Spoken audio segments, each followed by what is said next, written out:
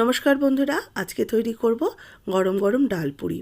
আর এই ডালপুরি এমনভাবে তৈরি করব যাতে প্রত্যেকটা ডালপুরি পারফেক্ট হয়, আর একটাও কিন্তু ফেটে বাইরে যাবে না। একদম দোকানের মতো নরম তুলতুলে পারফেক্ট ডালপুরি তৈরি করব। আর পুরটাও থাকবে কিন্তু একদম প্রত্যেকটা ডালপুরির সমানভাবে স্প্রেড হয়ে থাকবে, কোনো একটা জায়গায় বেশি কম থাকবে না। দেখে নিন কীভাবে তৈরি করছি। এখানে আমি ছোলার ডাল আগে থেকে ভালো করে ধুয়ে একটু উষ্ণ গরম জলে ভিজিয়ে রেখেছিলাম ঘন্টা তিনেক। একটু আগে থেকে ডালটাকে অবশ্যই ভিজিয়ে রাখতে হবে।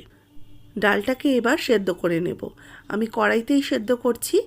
কড়াইতে অল্প জল দিয়ে ডালটাকে সেদ্ধ করব।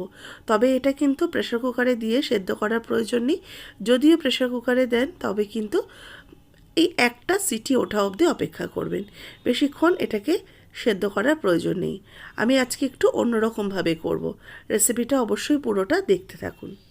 ডালটা ফুটছে, একটু ফুটতে থাকুক, ততক্ষণে আমি ময়দাটা মেখে নেব। এখানে প্রায় আমি 300 গ্রামের মতো ময়দা নিয়ে নিয়েছি। ময়দাটাকে এবার অল্প একটু লবণ দিয়ে মেখে নেব। হাফ চা চামচ লবণ দিয়ে দিলাম, আর হাফ চা চামচ দিয়ে দেবো হিং। হিং আর লবণটাকে ভালো করে একটু মিশিয়ে নেব। মিশিয়ে নিয়ে অল্প অল্প করে জল দিয়ে এটাকে একটা সফট ডো তৈরি করে নেব। এতে কিন্তু তেল বা চিনি কিছু পড়বে না, তাহলে ক্রিস্পি হয়ে যাবে। ডালপুরি কিন্তু খেতে ভালো লাগবে না।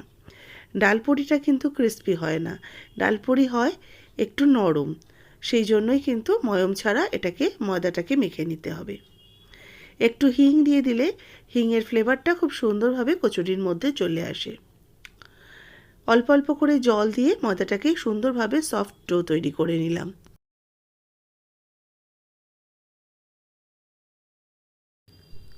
ময়দাটাকে অল্প অল্প জল দিয়ে মেখে নিচ্ছি। খুব বেশি জল দেওয়ার প্রয়োজন নেই, বা একসাথে অনেকটা জল দিয়ে ফেলবেন না, কারণ কচুরি বা মানে পুরি যেগুলো স্টাফিং হয় সেই সব আটা বা ময়দা কিন্তু একটুখানি শক্ত করে মাখতে হয়, খুব বেশি নরম করা যাবে না। ঢাকা দিয়ে রেখে দিলাম কিছুক্ষণের জন্য। এদিকে ডালটা কিছুটা সেদ্ধ হয়ে গেছে। আমি ঢাকাটা খুলে আপনাদেরকে দেখাচ্ছি কতটা আমি সেদ্ধ করেছি। একটা ডাল একটু হাতের মধ্যে নিয়ে দেখাবো কীরকমভাবে ম্যাশড হয়ে যাচ্ছে। দেখুন ডালগুলো কিন্তু খুব সুন্দর পারফেক্টভাবে সেদ্ধ হয়েছে। হাতে আঙ্গুলে চিপলেই পুরো ম্যাশড হয়ে যাচ্ছে, অথচ গোটা গোটা রয়েছে। ডালটাকে সেদ্ধ করে নিয়ে জল ঝরিয়ে রেখেছি, আর ডালটা কিন্তু একটু ঠান্ডা করে নিয়েছি।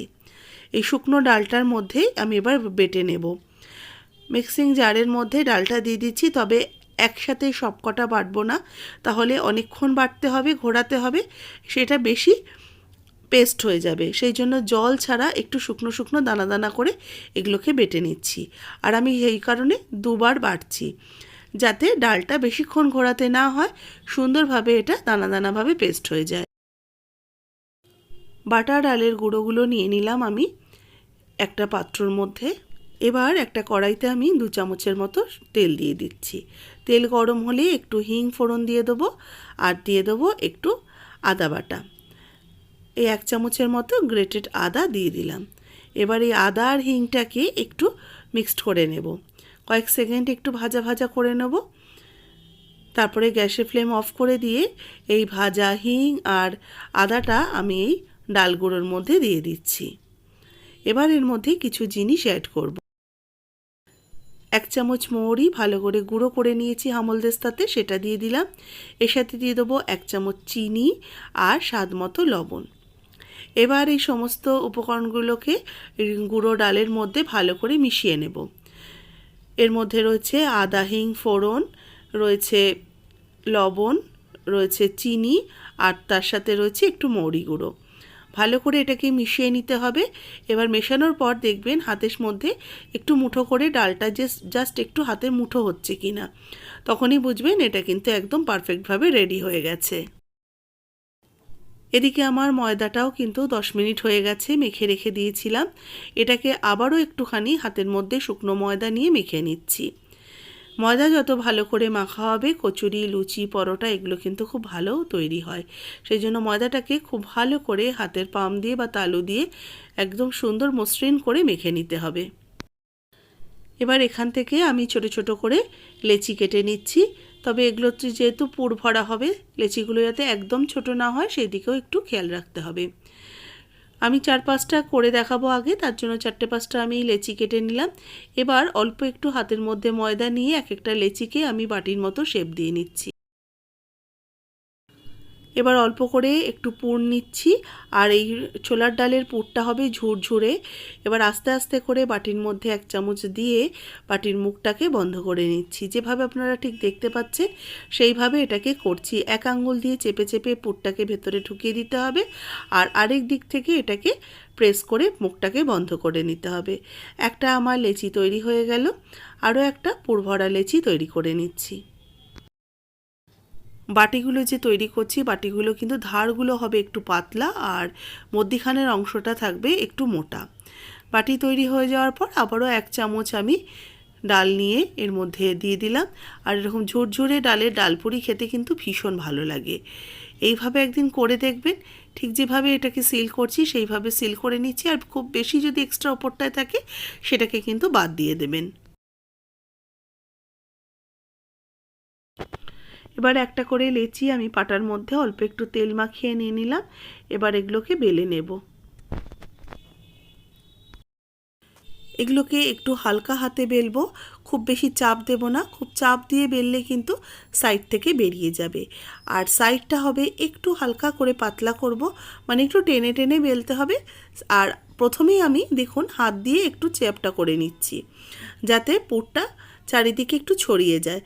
তাতে কি হবে, বেলুনটা যখন আমি দেব তাতে চাপটা খুব একটা পড়বে না বা ফেটে যাওয়ার সম্ভাবনা একদমই থাকবে না।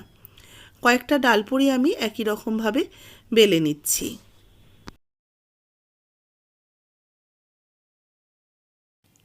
এবার তেল গরম করতে বসিয়ে দিচ্ছি। গরম তেলে একটা একটা করে ডালপুরি ছেড়ে দেব আর এগুলোকে ভেজে নেব। আঁচটাকে মিডিয়ামে রেখে ভাজবো। খুব কমিয়ে রাখলেও কিন্তু যেমনভাবে ফুলবে না, আবার বেশি বাড়িয়ে রাখলে একদম লাল হয়ে যাবে। তবে ডালপুরি কিন্তু একটু সাদাটে সাদাটে হয়, খুব বেশি লাল হয় না, লাল করে ভাজা হয় না। সেই কারণে কিন্তু আঁচটাকে মিডিয়ামে রেখে ভেজে নিচ্ছি। দেখুন আরও একটা পুরি আমি দিয়ে দিলাম তেলের মধ্যে। এবার এগুলোকে একটু ভালো করে ফুলিয়ে নিচ্ছি। একটু চাপ দিলেই কিন্তু সুন্দরভাবে ফুলে উঠছে, আর একটাও কিন্তু ফেটে বাইরে যাচ্ছে না। বাইরে গেলে বুঝতে পারবেন তেলটা কিন্তু অপরিষ্কার হয়ে যাবে। দেখুন সব কটাই ভাজা হয়ে যাচ্ছে আস্তে আস্তে। আমি এবার এটাকে তুলে রেখে দিচ্ছি। গরম গরম ডালপুরি কিন্তু একদম রেডি হয়ে গেল। আর এটা সার্ভ করার জন্য আমি তৈরি করব দারুণ একটা আলুর দম, একদম নতুন পদ্ধতিতে, নতুন স্বাদে। এটা কিন্তু অবশ্যই দেখবেন, পরের ভিডিওতে অবশ্যই আসবে। আর এরকম ডালপুরি বাড়িতে তৈরি করুন। শীতকাল এখনই তো জমিয়ে খাবেন। সবসময় কড়াইশুঁটির কচুরি না খেয়ে বানিয়ে নিতে পারেন এরকম একটা ডালপুরির রেসিপি ভালো লাগলে লাইক শেয়ার করবেন। যারা নতুন দেখছেন সাবস্ক্রাইব করে পাশে থাকা বেল আইকন প্রেস করে দেবেন। ফেসবুক পেজের বন্ধুরা পেজটাকে অবশ্যই ফলো করুন, লাইক করুন, শেয়ার করুন। আর আজকের এই ডালপুরির রেসিপি কেমন লাগলো অবশ্যই কমেন্টস করে জানাতে ভুলবেন না। আর এই যে দেখছেন কষা কষা লাল আলুর দম, এটাও একদম একদম একটা নতুন পদ্ধতিতে তৈরি করা। অবশ্যই পরের ভিডিওটা চোখ রাখুন, দেখতে পাবেন একদম নতুন স্টাইলের একটা আলুর দমের রেসিপি।